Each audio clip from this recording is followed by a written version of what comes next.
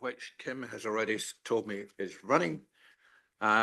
Welcome to this meeting of the Planning Committee. Those sitting in the public gallery are most welcome.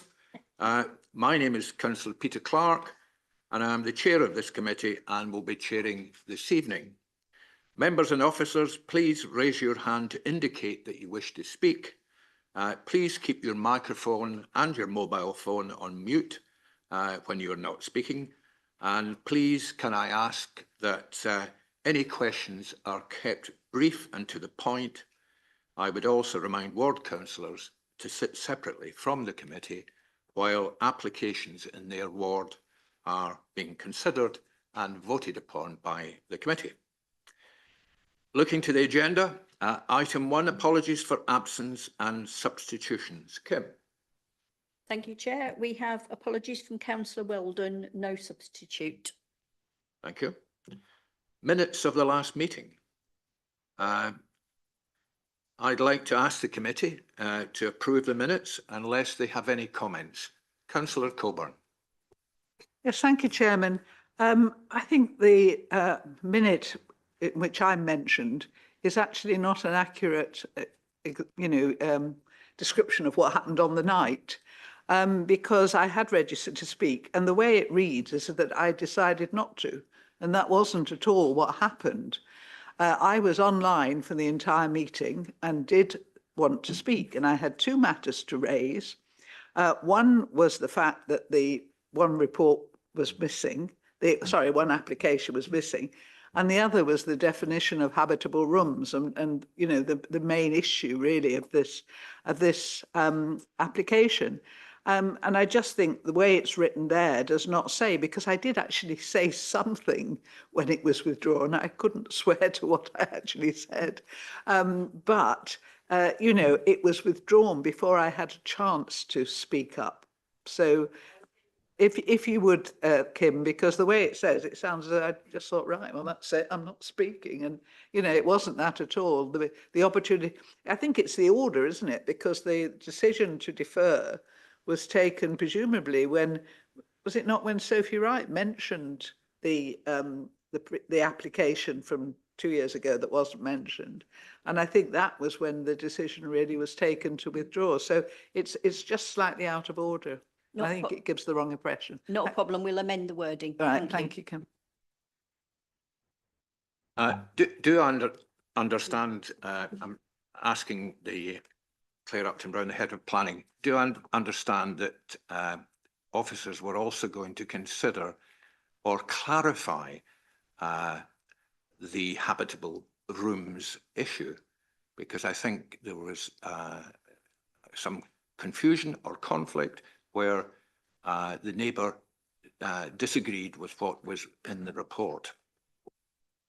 So, members, I think to sort of take us back to the debate, the thing that triggered me to request to the committee, which is a technical request to the committee to defer the item and therefore to not discuss it further, was based on the information that the speaker had shared about the planning history relating to the site. Chair, you are right, there were a number of other issues that were mentioned or presented to the committee by the speaker, and it's my understanding that there will be some additional information submitted by the applicant. So for the minutes, I don't think it's appropriate to go into that detail, because actually the minute of the meeting was that I requested that the committee defer, and the decision of the committee was to defer the application for further consideration at that meeting, and for a full report to be brought back to a later meeting for a decision to be made. Yes, I take your point. It probably would not be right to minute any details like that. It would be up to us to reflect back upon that when the application comes back to committee. Declarations of interest. Kim. None received prior to the meeting, Chair. Any declarations of interest from the floor? I see none. Questions by members of the public? Well, I can advise that we have no questions submitted by members of the public. nor do we have questions submitted from members. So we move to item 6, and I would ask the Head of Planning if there are any relevant updates to government guidance or legislation since the last meeting. Chair, there are no updates for this meeting. Thank you, Claire. Moving to appeals decisions, pages 11 to 42, I would ask members to note the appeal decisions and ask if there are any questions. Councillor MacLeod. Thank you, Chairman. I've got a question, actually. I found this set of appeals quite interesting, actually, in that there was 4 appeals related to officers' decisions. And normally, when officers refuse things, the inspectors tend to agree with the officers. But in this case, 3 out of the 4 were allowed. And normally when, or not normally, but quite frequently, when the committee refuses something, the inspector overturns it. But on this one occasion, the inspector agreed with the committee. So I just thought this was an unusual set of results, actually. I don't know if there's anything can be taken from that. Maybe it's just an unusual, untypical set of results. But I'd just be interested to know if the Head of Planning had any comment on it. Thank you. So, Chair, through you, in terms of our, and I haven't got a up-to-date position over a period of a year, but we tend to win 60% of our appeals at the decisions made under delegated powers. So there's always, you know, a reasonable proportion of appeals where we don't win, and that's, I think, symptomatic of the fact that planning is about planning judgments and weighing different planning objectives in the balance and coming to a conclusion. Obviously, we do, and increasingly we're spending a lot of time as officers reviewing appeal decisions because of the changes in the MPPF, and to have that proper understanding of how the inspectorate are viewing those changes in the MPPF, particularly around green belt stroke grey belt. So we are seeing a pattern emerging on decisions relating to those, not only in this borough but across the country. So I don't think what you see is unusual, but possibly next month you might see that it's the opposite way round, but it will equal out over the year at around 40% at a guess. I certainly wouldn't allow us to be lulled into a false sense of security because, as Claire said, you don't know what is round the corner. Sorry, Councillor Gale. Yes, and it's on one of the appeals that's actually in my ward. It was a bit of a strange one, and I think the officers sort of stuck to the first application that came in for building something and why it should be dismissed. And when they wanted to come and make alterations to the building, which was already there, the officers again dismissed it. But it seemed a peculiar application because the building's there, so it can't possibly do any more harm to the heritage assets around it. And it just seemed very strange. But I think I can see why the officers still refused it. But the appeal has gone ahead. I think that was a very confusing one, which might be one of the ones which is a bit of a strange anomaly. Thank you. We now move on to applications. Councillor Coburn. Sorry, could I just update the committee? Somebody asked me a question once. That monstrosity that was built in the Bourne, those of you who've been around it for a long, long time, I just wanted to announce publicly it is now a single story with a decent sort of cladding, and it sits into its property, into its position much, much better. But I don't know how many years we've worked on that to get where we are. But I just thought you ought to know that that top story's gone.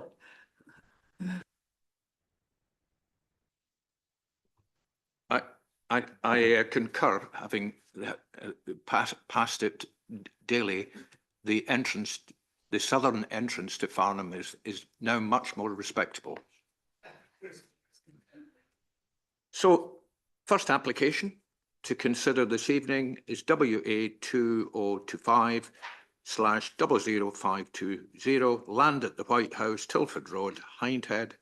And I will now move, I think, Dana, are you presenting? Thank you, Chair, and good evening, everyone. The first application, agenda item 8.1, is the White House, Tilford Road, Hindhead, and it's for direction of single-story extension and alterations, erection of a detached garage with dormer windows to form ancillary annex.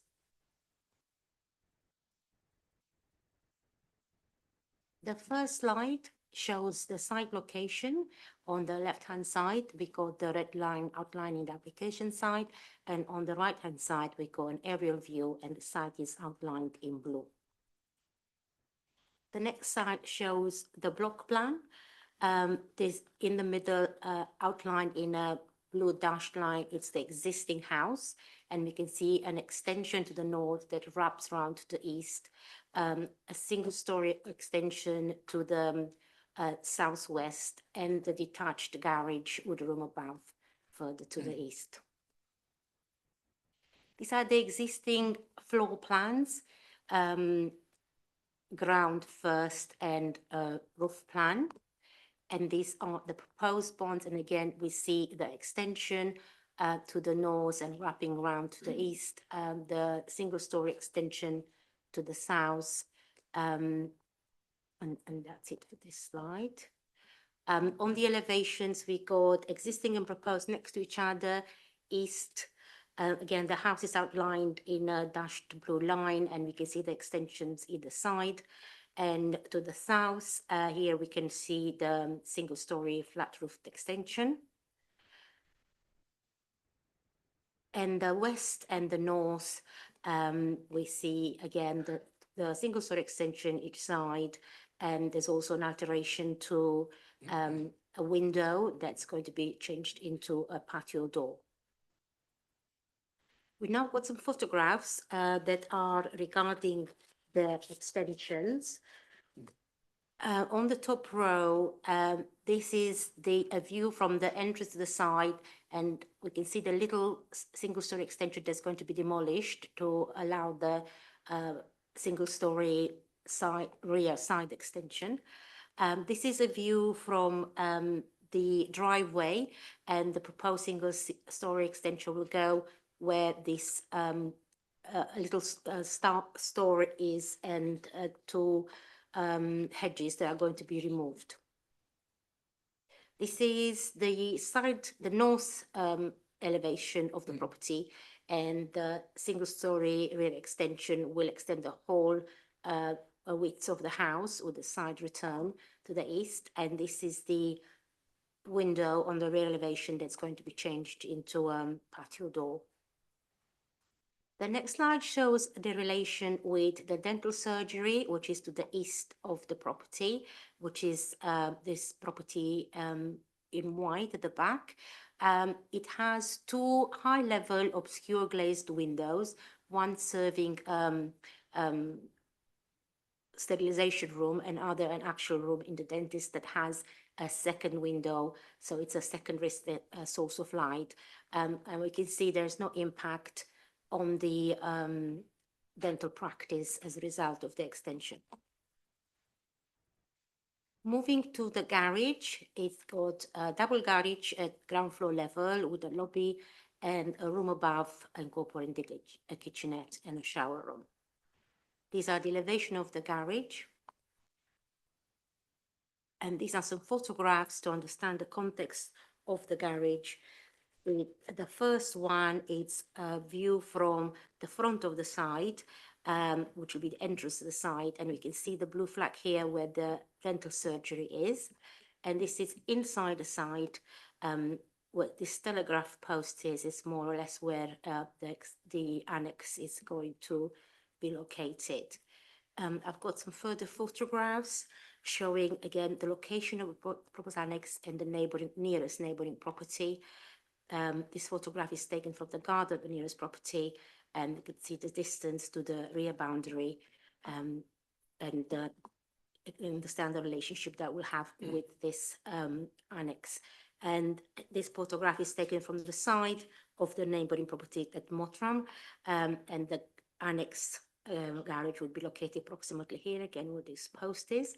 And on the right-hand side, we've got a 45-degree angle plan taken from the nearest rear-facing window, which is actually a patio door at Mottram, towards the proposed garage annex, which meets the annex at around 15.7 meters. So the SPD indicates that up to 12 meters, it can result in some loss of light, overbearing impact, but after 12 meters, it doesn't. So it's well in excess to 12 meters. So there will be no impact as a result of this annex. The next plan shows the tree protection plants.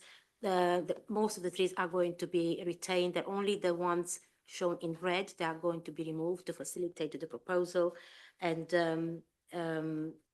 they are protected as well. The matters for consideration are the design and impact on visual amenity, the impact on residential amenity, the effect on the special protection area, trees and ancient woodland, biodiversity, access and parking. The recommendations for approval subject to conditions in informatives. Thank you, Chair. Thank you, Dana. Over to the committee.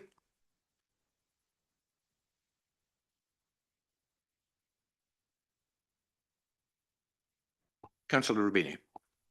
Yes, thank you. I notice under 6 consultations and town council comments, it says the WBC CIL team potentially CIL liable. Before we get into any sort of more public debates about this, any advice on that? Because obviously we don't want to go there if there are problems again. Thank you. No, there isn't a problem. The SIL SPD lists that garages and outbuildings can be SIL liable, except if they are applying for an exemption. So sorry, I think maybe just getting into the detail of this, we are required to put the SIL information on the report because it is a material planning consideration. It is not for the committee tonight to get involved in whether or not this is SIL liable. It's simply there as a reference because in accordance with our charging schedule, we have a schedule that sets out the charges. We know that there's exemption below 100 square metres and the process that people need to follow. So for the purpose of this evening's meeting, you do not need to get into the details of how much SIL may or may not be charged on this or the process they may need to go through to ensure that they get exemption. I think with the publicity that SIL has been generating recently, it's wise to publish such statements at every opportunity. Councillor Sullivan. Sorry, thank you. Just a question. Would you just go into detail a bit on the distance between the proposed building and the neighbour's red line boundary? Sorry, I might have missed it, but just it looks like the distance is good, but what was the last comment that you made about potential? Thank you.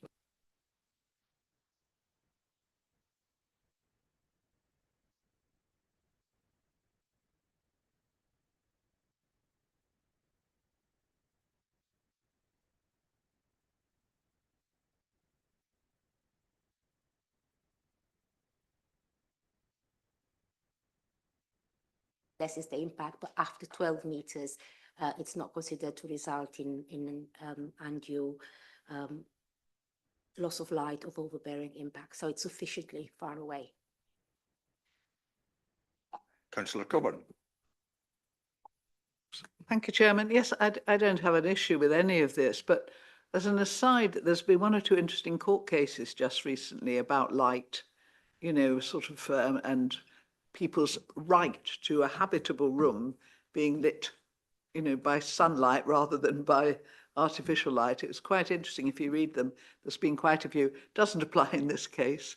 I'm not saying it does. No, I think this is reasonable within the bounds of the site, and also given the current attitude to planning.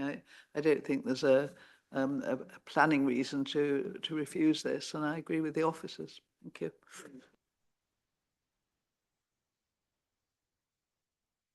Thank you. Having read quite a few of the letters, they tend to be about the house called Mottram, and not just the closeness, but the possibility that the annex will then be used as a separate dwelling. Could the case officer just explain to the committee the conditions that might refer to that? Thank you, Chair. Yes, condition 5 reads the garage annex outbuilding hereby permitted should not be occupied at any time other than the purposes ancillary to existing use of the dwelling known as the White House as a single family dwelling. Therefore, it can be rented or sold. And if they want to convert it, they'll have to apply.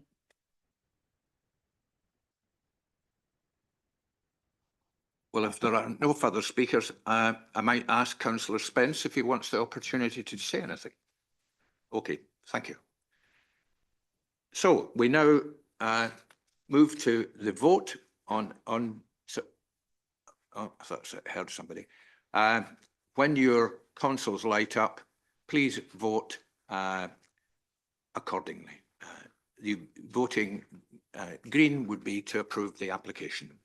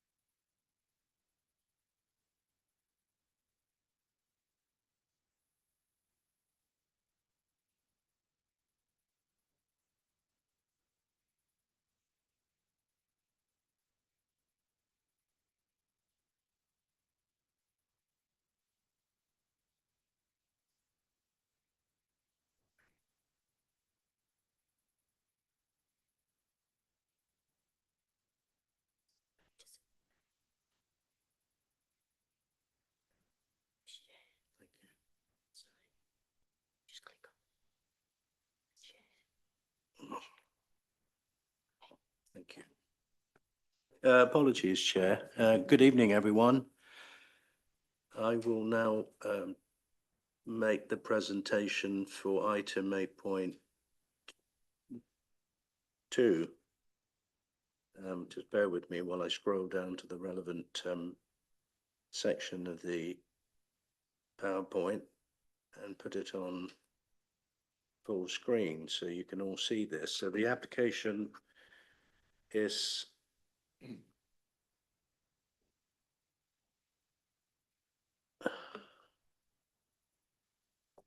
apologies, we're still on 8.1 for some reason. So I'm just going to give the technology another boot and see if that will work. So what we have here is an application which is a section 73 minor material amendment of the approved plans for phase 4 of the Barclays development south of Cranley. So this is the overall Barclays development site that you can see on the screen. And phase 4 is the red line boundary. Phase 1 to the far right, you can just see a footprint of some buildings which is completed, and I can show you the photograph of phase 1. The phase 4 site sits here, which is currently a construction compound for phase 3 to the west, which is currently under construction. The reserve matters following the outline approval in 2017. The reserve matters was approved back in 2022. So the amendment is to the reserve matters application. The details of the proposal are set out under section 3 of the report.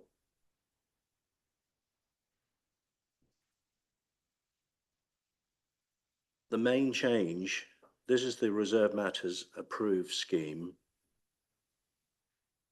which previously had a connection to the Downs link over here, opposite plot 421, and this is mentioned in the report.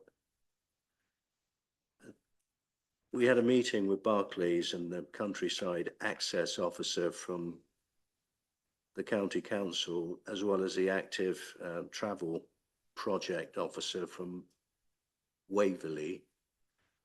We've now negotiated. They actually, our active travel officer wanted a more straightforward alignment connecting to Downs Link, which runs along the north of the site. And again, this is in the site description, and it's inside the red line boundary. I think some of you will be familiar with the location. This is the Stockland Square car park next to Sainsbury's at the centre of Cranley.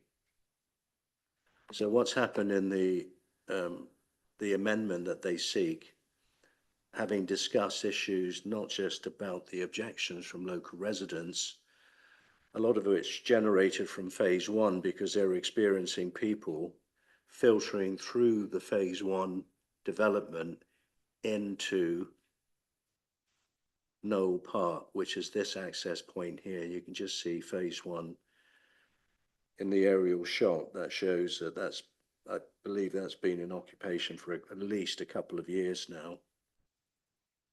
So the local representations, the objections that have come in, expressing concern about the number of people wandering through their estate into the park. And the most sensitive areas, the pinch points, sit in Hyden Grove here, particularly this house on the corner where they have experienced people, a lot of the movement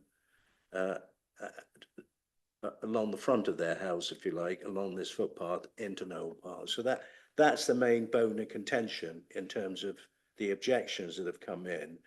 Now, we have looked at this and Barclays have responded.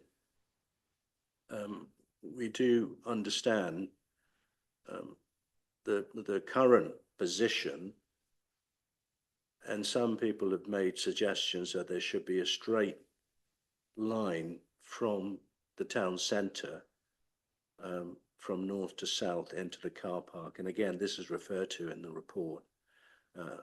Some residents have suggested the path should be put on the other side of the oak tree, which is over here. This is all in phase 1, by the way. And what Barclays have done is they've actually moved the connection with the Downs link to the eastern end of the site and provided a much clearer straight line from north to south from the town centre into Knoll Park and away from the layout of the houses. So there's no impact on future amenity of the residents of phase 4, and it would address the issues surrounding the impact on phase 1. I can just show you the picture with the current access into Stockland Stockland Square car park, and this is to be widened to 2 metres. There is an upgrade programme being considered by the County Council. This is a panoramic view showing a view towards the west of the Downs Link, which connects to Stockland Square. There's a separate funding arrangement underway with Mr. Baker at County Council to upgrade the Downs Link. Now, the said oak tree sits over here. Hayden Grove runs along here. So a lot of the residents right opposite the entrance to Noel Park are experiencing these. I think disruption might be a little severe from my own point of view, but clearly the residents have expressed discontent with the numbers of people coming through phase 1. So ultimately, this is an existing access point into Noel Park, and it's used by a lot of the local community, I would say, not just from phase 1, but from the wider Cranley area. Just a closer shot of Hayden Grove, the corner house where the movement is causing concern for the residents is here. And this is part of the oak tree on that green that you saw earlier, which is this oak tree. And then if you, the reverse shot is in the actual footpath that leads into Noel Park. So essentially, what is proposed is to realign that footpath. There's some minor changes to be made to the architecture of the elevations, and they are all listed plot by plot and published on our website. So we've gone through the detail of that as well. Visually, there isn't really a great deal of change that you would be discernible. The scale and height of those buildings remain the same, and it does preserve the architectural integrity of the original reserve matters approval. So all in all, officers think this is an acceptable scheme in the final form, as discussed with Barclays and the relevant officers at the council and the county council, and we think it will address it. There will be there will continue to be some disruption, I'm sure, for the residents in phase 1, because at the moment, as you saw in the photograph, there's a hoarding right next to it. So there's no direct connection at the moment, but eventually when phase 4 is completed, and this is where it's all heading, there will be a clear line of sight and connection between the town centre and Noel Park, and the adjustments to the west of the oak tree will be subject to a non-material amendment application that Barclays will eventually submit, and we're expecting that to come in around September. But clearly, until this is built out, there will continue to be flows as a shortcut into the part that we can't prevent. But I think that's the nature of development in phases. So, Chairman, subject to the conditions that are set out, which basically reapplies the original reserve matters conditions, plus an additional condition reserving the connecting point with Downs Link at the northern end, gate details to prevent any antisocial behaviour, essentially, motorised scooters and so on. Recommendation is to approve, Chairman. Thank you. Thank you, Simon, for that presentation. It would certainly appear, well, first of all, may I congratulate you in getting the 4 parties to a meeting, never mind getting a result, but over to the committee. Councillor Coburn. I remember going in a trailer behind two tractors and a trailer over this land before the main application came in. And I remember the appeal hearing as well. And we always said that you can't possibly have 425 homes in 4 phases without changes. I mean, it was just never going to happen, was it? And what you've got here strikes me as just responding quite naturally to what happens as you build out a phased development. You see what, the implications, sometimes the unintended consequences. So, I just think this is a very good practical way to solve a problem. I do have one problem with a word. When I was reading on page 64, and it says installment of gates. Now, correct me if I'm wrong, but we mean installation, don't we? Otherwise, it sounds as though you're going to do bit by bit of the gate. I mean, you can't use the two together, I'm sure. So it's the installation, I presume, of gates which will be beneficial. And I'm assuming we put the gates in one phase. So apart from that, I think this is excellent, and I hope it solves the issues, and I look forward to seeing this whole thing eventually built out. Thank you, Chairman. Thank you, Councillor Coburn. Councillor Keane? Thank you, Chairman. Well, looking at the way that the officers have worked with Barclays, I can only say I think it's a far better scheme. And certainly, if you're building out antisocial behaviour, that's got to be a plus. So I think it's a far better layout now. And as Councillor Coburn said, when you're building in, if you like, in sections and plots, there's always going to be change. But I think this is a very good change. Thank you. Thank you. Thank you, Councillor Keane. Anybody else wish to speak? Councillor Sullivan. Thank you, Chair. No, I echo everything that's already said. I like the fact that also the architectural integrity of the outline is maintained, as well as obviously no change to the height or the massing. I can obviously see why a construction disruption is really, really frustrating. It's just part of constructing a master plan site. And I know obviously how complicated and painful master planning is, especially on this scale as well. But I just don't think, agreeing with everyone else, that the borough is really in a position to sort of put a hold on such a vital planning application. And so I fully endorse and I think we should approve.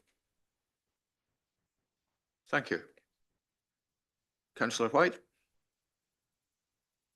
Thank you, Chair. Yeah, I think actually this is something that we should wave the flag on, because our flag, with LGR on its way, there seems to be increasing pressure as to whether we as councillors will be actively involved in the planning process in the future. And I think this is good. This is a great example where community has said, look, this isn't working. It's come back into to the council. The office has done a fantastic job on this. And we've come up with a win-win situation, which are the ones I love. So well done, everybody involved. Thank you.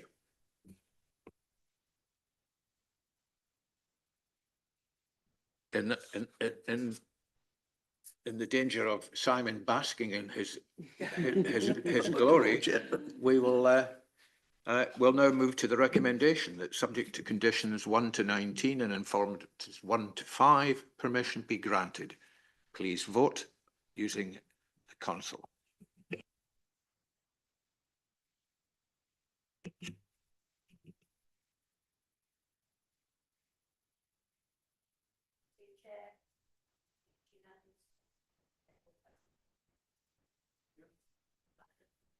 Thank you, Simon.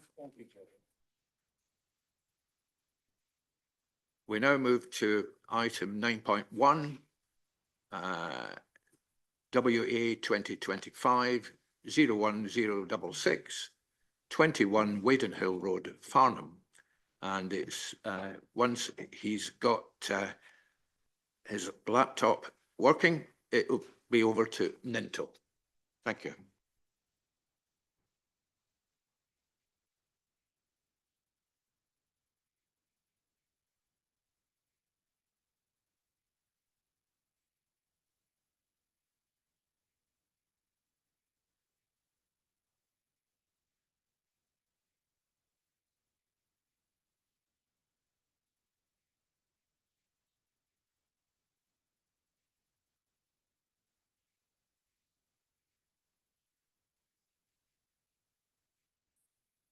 Thank you, Chair. Good evening, members. The respective planning application is referred to the committee due to an agent being a member of staff. The planning application is for a single-story extension located at 21 Waddenhill Road, Farnham.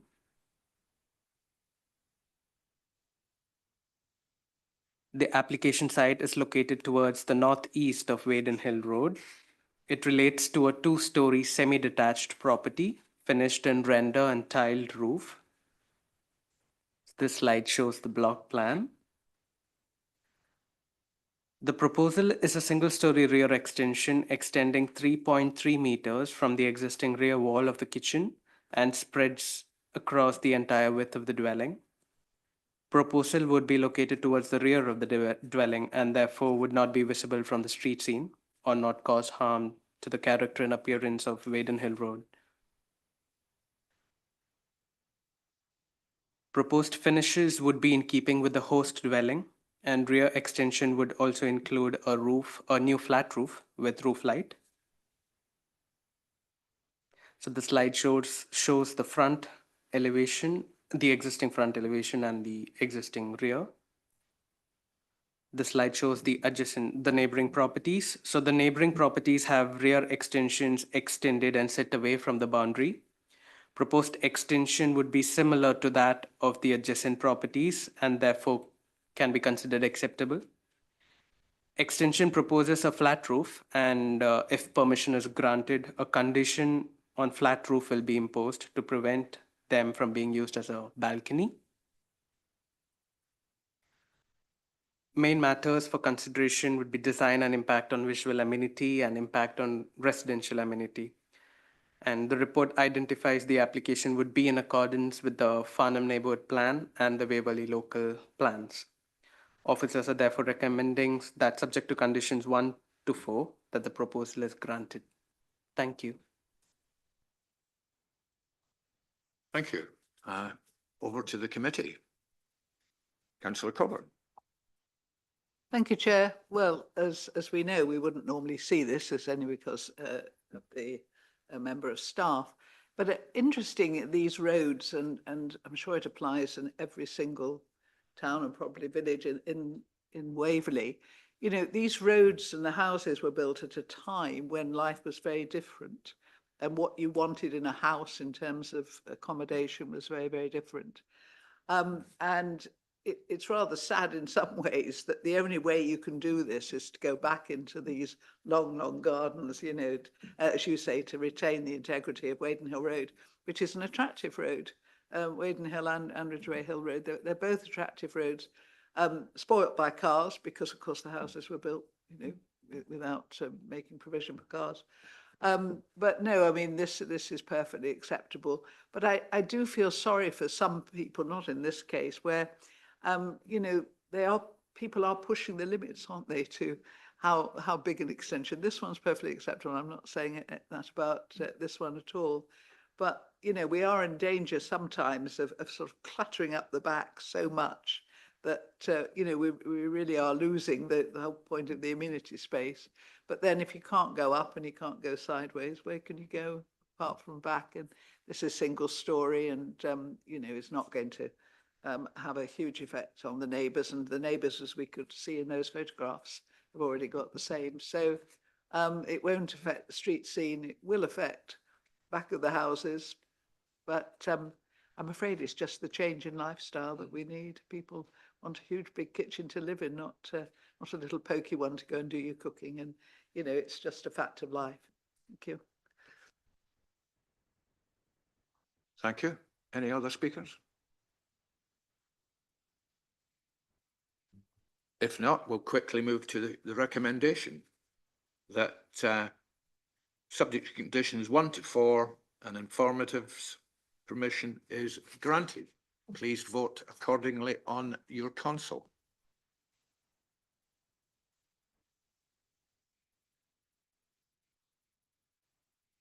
Once again, Chair, we have 13 in favour, none against and no abstentions. Thank you, Kim. That's 3 out of 4. We now move to the final application in front of the committee this evening, which is WA 2025-01208, land at Farnham Museum, 38 West Street, Farnham. And the officer presenting is again Dana. Over to you, Dana, when you're ready.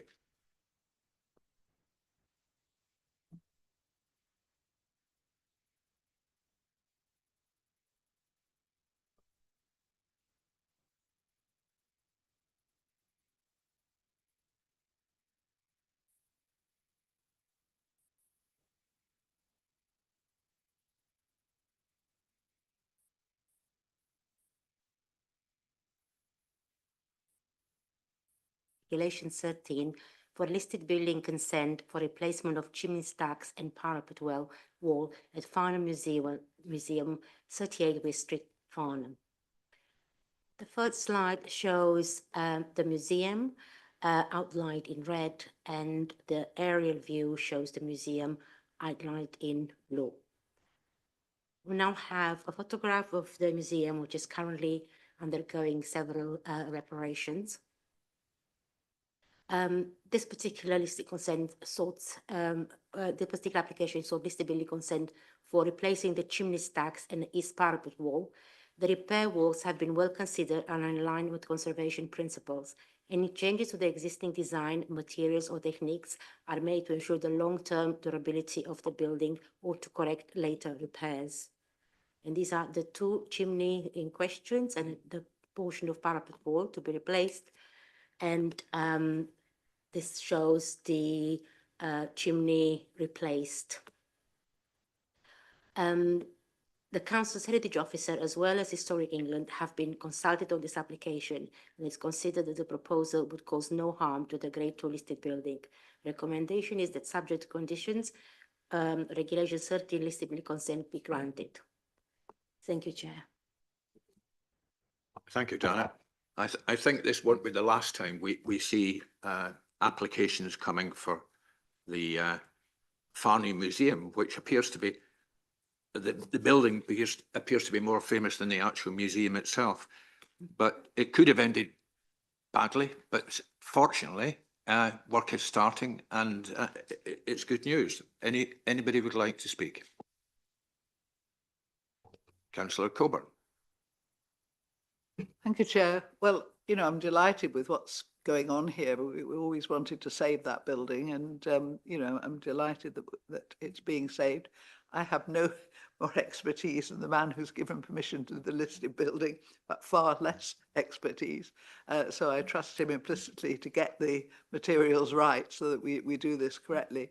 You know, we have a lot of listed buildings in Farnham. We don't have a lot, well, I have a fair number of Grade 1 actually, but you know, this is Grade 1 listed and in a very prominent place on the high street. I must say, when they put the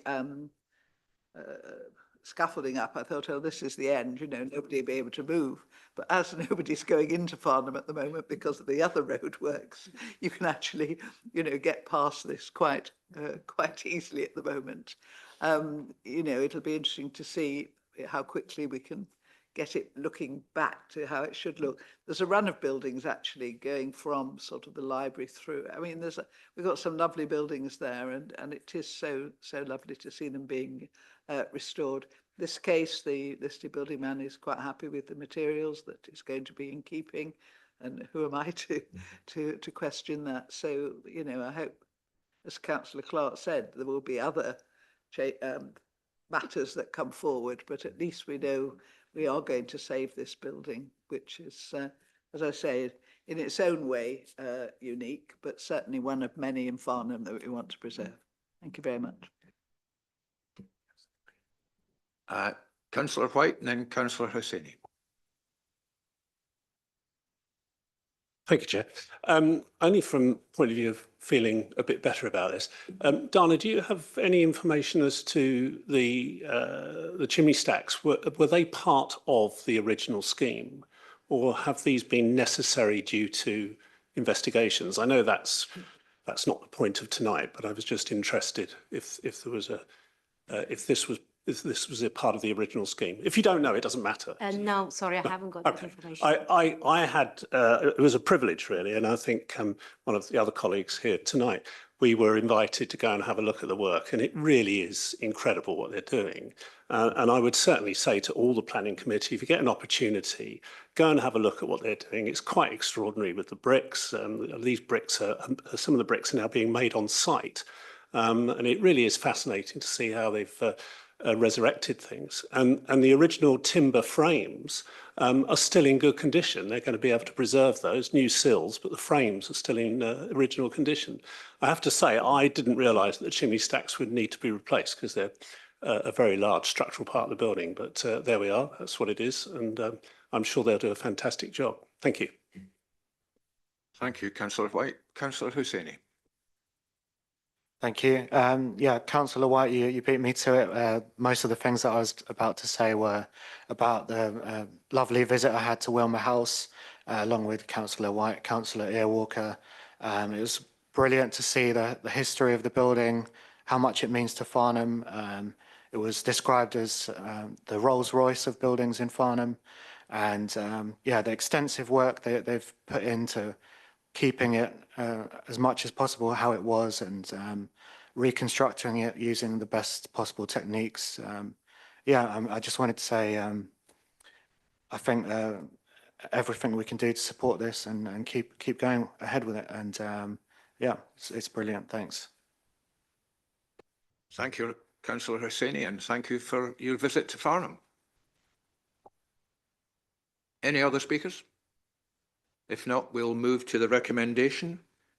Is that subject to conditions 1 to 4 and informatives,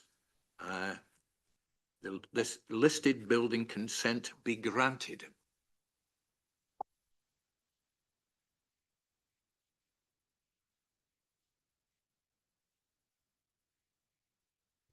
Thank you, Chair. That's unanimous, so therefore it's carried. Thank you, Kim. In that case, at 7:51, and this must be a record, 4 out of 4, and we'll finish before 8 o'clock. Thank you very much indeed, members of the committee.